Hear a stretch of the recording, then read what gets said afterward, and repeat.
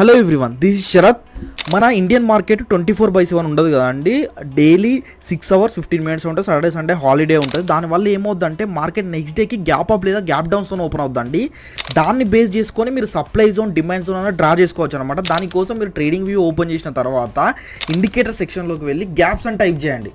Gaps అని type చేస్తే gaps యొక్క ఇండికేటర్ అనేది ఉంటుంది.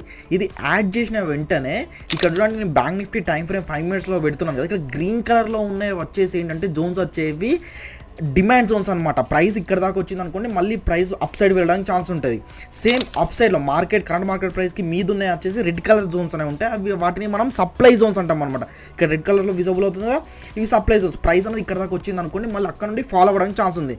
దీన్ని బేస్ చేసుకొని, ఈ గ్యాప్ ఇండికేటర్ బేస్ చేసుకొని మీరు సప్లై అండ్ డిమాండ్ జోన్స్ అనేవి యూజ్ చేసుకోవచ్చు అనమాట. ప్లస్ గ్యాప్ థియరీ అనేది ఉంటుందండి. గ్యాప్ థియరీ నేర్చుకునే ఇంట్రెస్ట్ ఉంటే మనం క్లాస్లో ప్రతి ఒక్కటి నేర్పిస్తున్నాం. ఇంట్రెస్ట్ ఉన్న వాళ్ళు స్క్రీన్ మీద వాట్సాప్ నెంబర్ ఉంది, టెక్స్ట్ చేయండి. ఓకేనా? Thank you so much.